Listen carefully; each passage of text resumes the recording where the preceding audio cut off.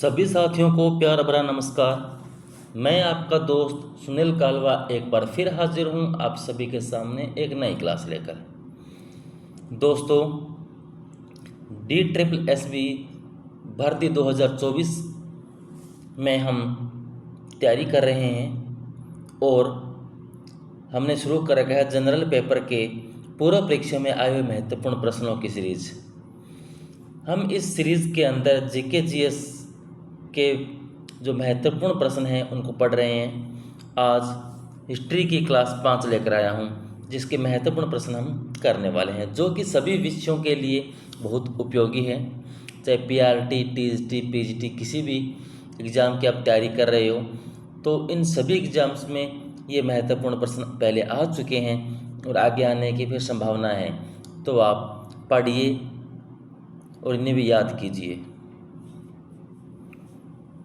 पहला प्रश्न है हमारा, सर थॉमस रो किस मुगल सम्राट के दरबार में इंग्लैंड के सम्राट जेम्स प्रथम के दूत बनकर आए थे? सर थॉमस रो जो है किस मुगल सम्राट के दरबार में आते हैं? तो आपका सही उत्तर हो जाएगा option D, Jahangir.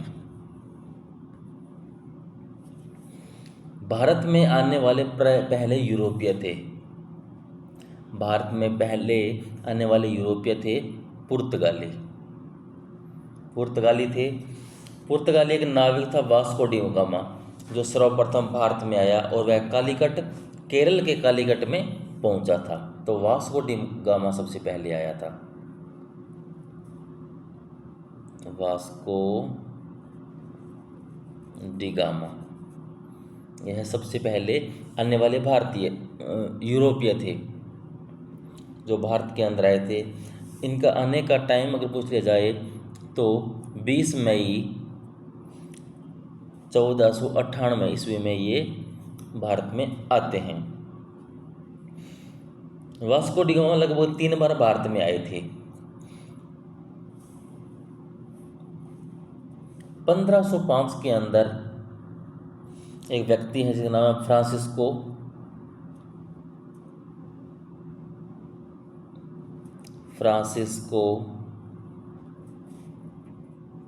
D Almora.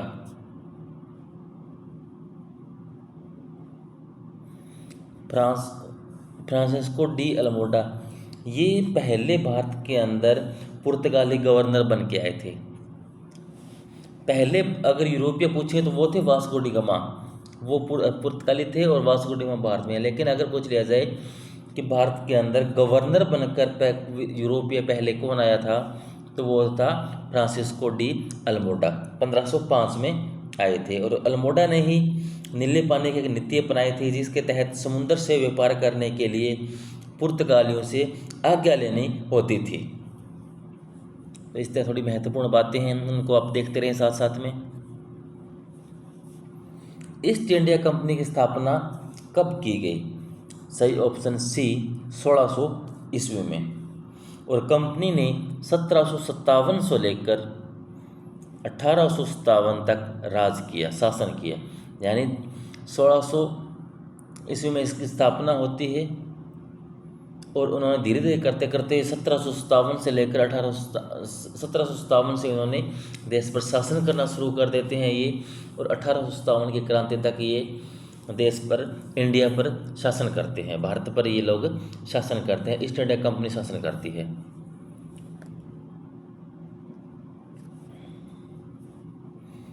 Tipu सुल्तान किस वर्ष मैसूर के शासक बने थे? तो टिप्पू सुल्तान मैसूर के शासक बनते हैं 1782 ईस्वी, ऑप्शन डी। प्लासी के युद्ध में ब्रिटिश ईस्ट इंडिया कंपनी की ओर से अंग्रेजों का नेतृत्व किसने किया था? तो अंग्रेजों का नेतृत्व करने वाले थे option C, Robert Clive. Plassey का युद्ध जो है 23 जून 1757 को होता है। 23 जून 1757 को होता है और यह बंगाल के नवाब सिराजुद्दौला व अंग्रेजों के बीच में होता है। इसके अंदर अंग्रेजों ने नवाब को पराजित कर दिया था। तो आप नाम लिखने की ज़रूरत है, शायद लिख देता हूँ। बंगाल के नवाब सिराजुद्दौला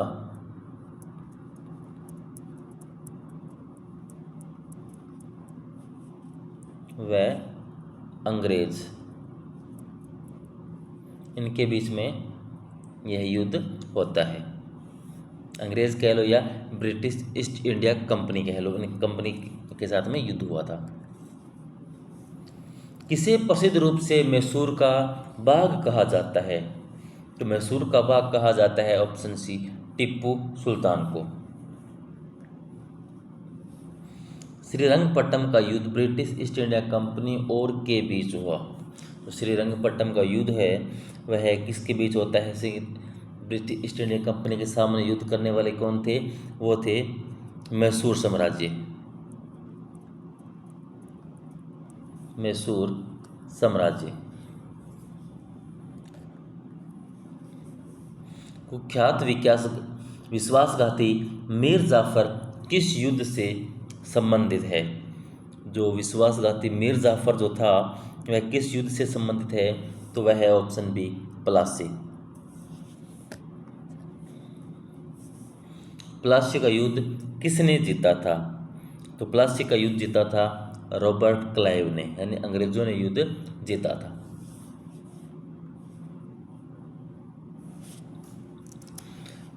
पानीपत का तीसरा युद्ध निम्न के बीच लड़ा गया था। तो पानीपत का जो तीसरा युद्ध है किन किन के बीच लड़ा गया था? तो आपका सही उत्तर होगा ऑप्शन ए, मराठा साम्राज्य और अहमद शाह दुर्रानी के बीच यह युद्ध लड़ा गया था। और यह युद्ध लड़ा गया था 14 जनवरी 1761। 14 जनवरी 1761 को पानीपत का तीसरा युद्ध होता है मराठा व अहमद शाह दुर्रानी के बीच।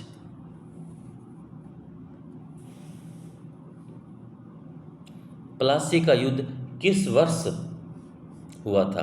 प्लासी का युद्ध जो है 1757 में होता है, क्षमा कीजिए 1757। बंगाल के एशियाई समाज का गठन 1784 में द्वारा किया गया। 1784 में किसके द्वारा यह बंगाल के एशियाई समाज का गठन किया गया? तो आपका सही उत्तर हो जाएगा विलियम जोन्स। विलियम जोन्स के द्वारा किया गया, जिसको एशियाटिक सोसाइटी ऑफ बंगाल कहा जाता है। एशियाटिक सोसाइटी ऑफ बंगाल का गठन जो है 1784 में विलियम जोन्स के द्वारा किया जाता है। निम्नलिखित में से किस महाराज्यपाल ने 1853 में कलकत्ता से आगरा तक पहली टेलीग्राफ लाइन खोली थी? पहले टेलीग्राफ लाइन खोलने वाले व्यक्ति थे ऑप्शन सी, लॉर्ड डलहौजी। ये मैं थोड़े लिखने में प्रश्न आगे पीछे हो गए, तो ऑप्शन क्या होगा? सी, जो बी की जगह लिखा गया सही उत्तर है ऑप्शन सी, लॉर्ड डलहौजी।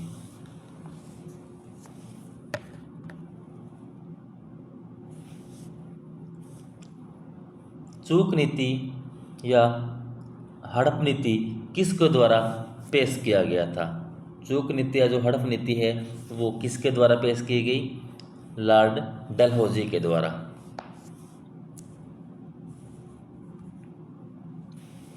अठारह के विद्रोह के दौरान गवर्नर जनरल कौन था? तो वो थे लॉर्ड कैनिंग। लॉर्ड कैनिंग जब गवर्नर जनरल थे तब 1857 का विद्रोह होता है। भारत में पहली सूती कपड़ा मिल में स्थापित हुई थी। तो भारत के अंदर जो पहली सूती कपड़ा मिल स्थापित होती है तो वो है शहर है बम्बई। बम्बई के अंदर यह सूती मिल स्थापित होती है। कावस जी नाना भाई के द्वारा स्थापित की जाती है। निम्नलिखित में से कौन 1857 के विद्रोह के दौरान महाराज्यपाल था? महाराज्यपाल गवर्नर जनरल कौन था? तो ऑप्शन ए, लॉर्ड कैनिंग।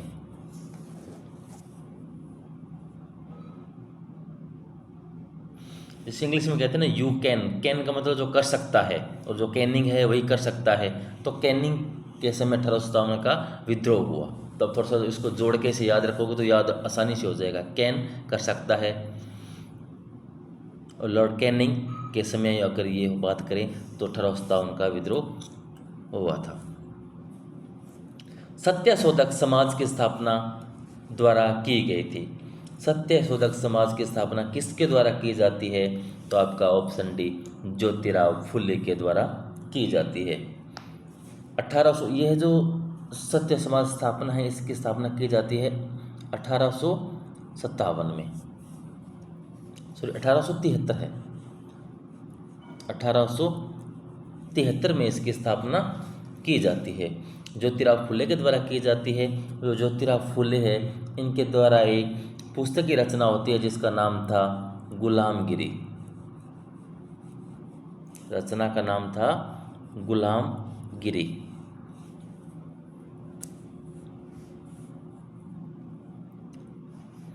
वेद समाज की स्थापना में हुई थी। जो वेद समाज है उसकी स्थापना कहाँ हुई थी? तो ऑप्शन है हमारा ए, मद्रास। वेद समाज की स्थापना मद्रास में होती है 1864 में।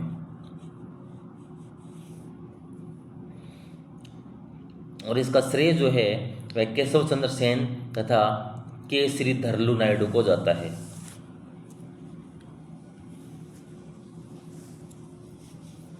निम्नलिखित में से कौन सा सामाजिक सुधार संगठन संस्थापक जोड़ी गलत तरीके से मेल खाता है? यानी यहाँ पर एक तरफ तो सामाजिक संगठन का नाम दिया गया है और उसका संस्थापक दिया हुआ है, तो कौन सी जोड़ी गलत का पूछा है? तो हम देखते हैं कौन सी जोड़ी गलत है। सबसे पहले है आर्य समाज, स्वामी दयानंद सरस्वती, ये बिल्कुल सही है। यंग बंगाल, हेनरी डेरोजियो, ये भी सही है। ब्रह्म समाज, राजा राम मोहन राय, ये भी सही है।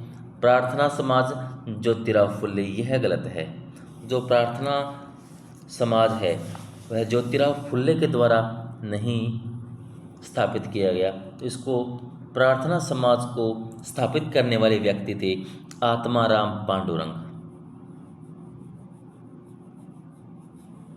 आत्माराम पांडुरंग।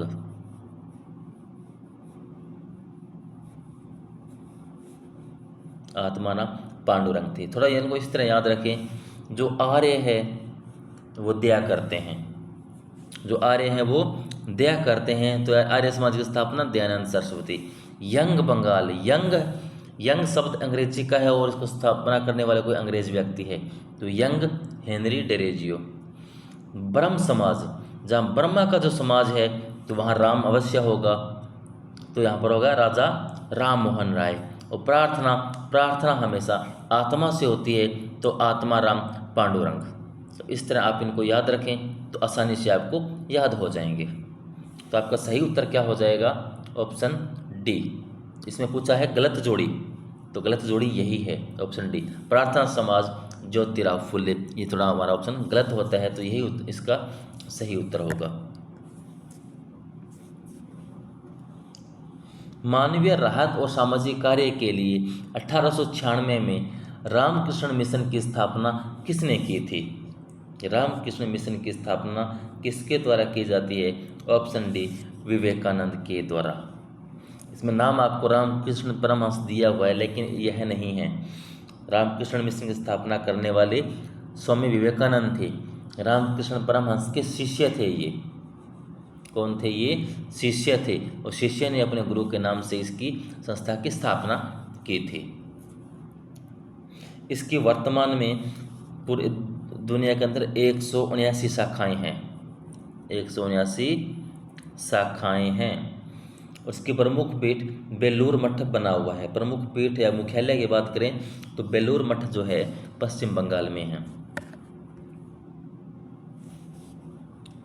किस वर्ष में सती प्रथा पर प्रतिबंध लगा दिया गया था? सती प्रथा पर प्रतिबंध लगा दिया था। ब्रह्म समाज की स्थापना करने वाले व्यक्ति थे राजा राम मोहन राय। ब्रह्म समाज की स्थापना करने वाले व्यक्ति थे राजा राम मोहन राय, ऑप्शन सी।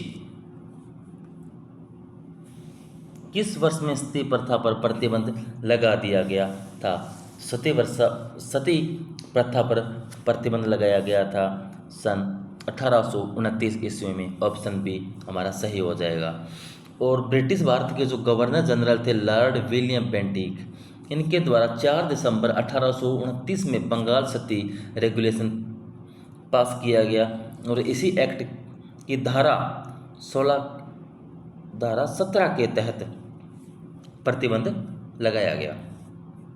तो इसको प्रतिबंध करने वाले जो व्यक्ति थे वो मान सकते हो आप लॉर्ड विलियम बेंटिक थे। Lord William Bentinck.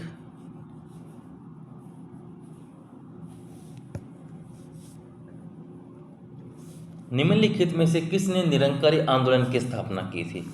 तो निरंकारी आंदोलन की स्थापना करने वाले थे ऑप्शन डी बाबा जयदयाल दास।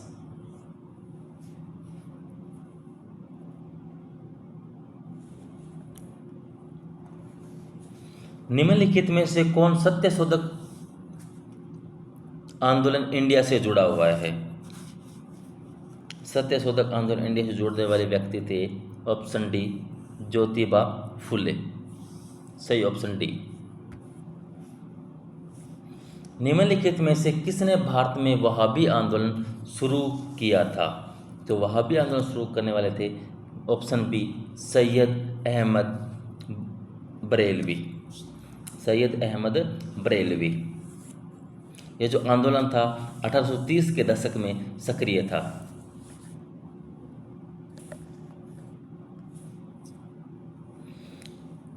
जेम्स ऑगस्ट हिकी ने 1780 में कौन सा अखबार प्रकाशित किया था? तो सही उत्तर हो जाएगा option A the Bengal Gazette. The Bengal Gazette प्रकाशित किया गया था और यह पहला अखबार था जो एशिया में छपा था। एशिया में छपने वाला पहला अखबार था। अंग्रेजी भाषा का साप्ताहिक समाचार पत्र था द बंगाल गजट। 1857 में भारतीय राष्ट्रीय कांग्रेस के अध्यक्ष कौन थे? 1857 में भारतीय राष्ट्रीय कांग्रेस के अध्यक्ष कौन थे? तो वो थे बदरुद्दीन तैयब जी। 1857 में बदरुद्दीन तैयब जी थे और ये प्रथम मुस्लिम अध्यक्ष थे। ये प्रथम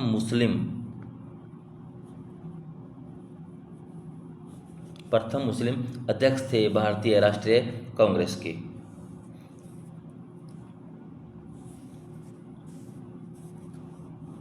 भारतीय राष्ट्रीय कांग्रेस का प्रथम अधिवेशन किस वर्ष में आयोजित किया गया था? तो ऑप्शन सी 1885 ईस्वी में इसे आयोजित किया गया था और इस समय पहले जो इसके अध्यक्ष थे वो थे WC बनर्जी से पहले अधिवेशन के अध्यक्ष बने थे। सुभाष चंद्र बोस निम्नलिखित में से किस स्तर में भारतीय राष्ट्रीय कांग्रेस के अध्यक्ष के रूप में चुने गए थे? तो सही उत्तर हो जाएगा ऑप्शन आपका ए त्रिपुरी सत्र के दौरान ये अध्यक्ष चुने गए थे। यह सत्र जो था सन 1939 ईस्वी में था, 1939 में आयोजित हुआ था और ये पटाभी सीतारमैया को उन्होंने पराजित किया था। पटाभी सीतारमैया को इन्होंने हराया था और सीतारमैया को हराने के बाद इन्होंने अध्यक्ष का पद जीता, अध्यक्ष के पद पर बैठे। लेकिन जो सीतारमैया थे वह महात्मा गांधी के व्यक्ति थे, तो इसे गांधी जी नाराज थे। गांधी जी खुश नहीं थे कि सुभाष चंद्र गद्दी पर बैठे या अध्यक्ष बने, तो इनके विरोध के कारण, गांधी जी के विरोध के कारण सुभाष चंद्र बोस ने इस्तीफा दे दिया।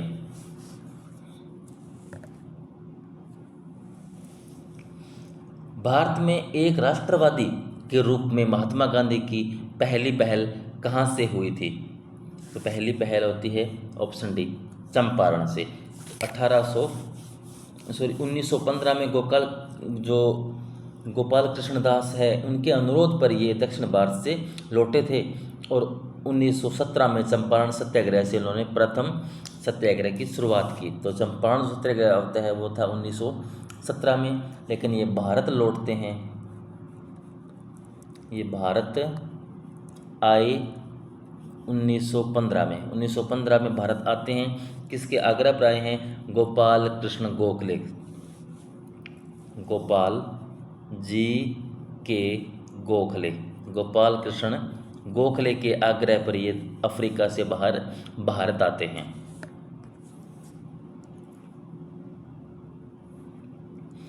भारत में औपनिवेशिक सरकार द्वारा भारतीय वन अधिनियम किस वर्ष पारित किया गया था? तो किस वर्ष पारित किया जाता है? ऑप्शन बी 1865 में। शायद एक प्रश्न छूट गया है हमारा 32 से। वर्ष 1904 में भारत में अभिनव भारतीय सोसाइटी की स्थापना किसने की थी? वर्ष 1904 में अभिनव भारत सोसाइटी की स्थापना किसके द्वारा की गई या किसने की? तो आपका सही उत्तर हो जाएगा 32 का ए, विनायक दामोदर सावरकर के द्वारा की जाती है। वह इनके भाई थे गणेश दामोदर सावरकर, इन दोनों ने इसकी स्थापना की।